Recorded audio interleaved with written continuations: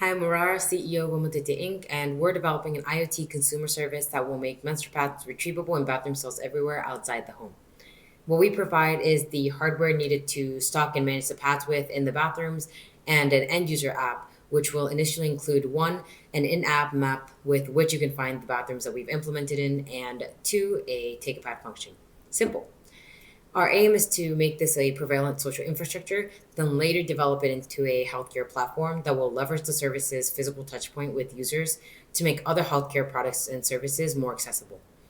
Before going any further, let me introduce a little bit about myself and the story of how we got here.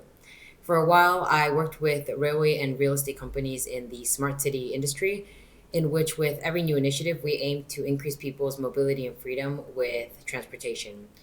That made me think. My period has always been a huge barrier, both physically and emotionally, to my own freedom and well being. But there was not much that I can do to improve the situation by myself on an individual level.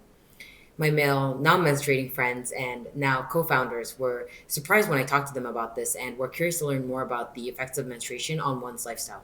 So we started looking into the issue further. We surveyed over 1,500 people, and an overwhelming 82% reported to have experienced struggles with their period outside their home.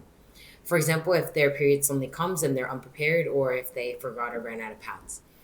And first instinct for most people, if and when anything like that happens, is to go to a bathroom.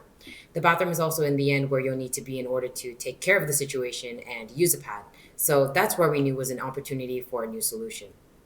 I also spoke to my then clients in commercial real estate fields and figured out what kind of service model would get them interested in our idea. Over the last year, many of them have worked with us in developing our service into something that they'd also be excited about implementing. We're talking about something that about half the population goes through in their lifetime, and over 25 to 30% of the population is going through at any given time. This is a problem that affects a huge population on a recurring basis. And what's surprising is the lack of existing options that people have to deal with this problem, despite the fact that this is such a huge market. Pad vending machines do exist, but because they're so difficult to implement and operate for facilities, they're super rare. There are also many other issues on the end user side, and we thought improving these things, even just a little bit, would make a huge impact. And now we have the prevalence of smartphones as well as advances in IoT technologies to our advantage. Now, some of you may be thinking, but how often do people face an emergency situation like that? For us, the emergency situation is what we see as merely an introduction to our service. Our aim is to make our service the social infrastructure that people depend on daily. Once the social infrastructure is in place and prevalent, walking on and about without carrying around any pads and still be carefree will be the norm. Our revenue will come from one, facilities in the form of operation and rental fees, and two, from end users in this form of subscriptions.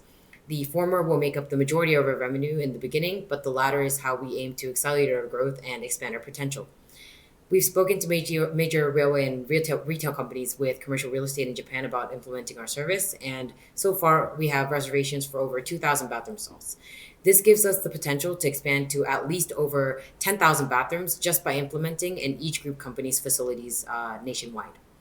We've had over 300 people experience our prototype in closed settings and had great feedback. Over 90% of people reported that they wanted to recommend the service to others and would pay over the price point that we plan to set for the subscription plan. We're working to release this service next year, and I want to ask all of you to join us in developing this new social infrastructure and put an end, or should I say, period, to an unfree society.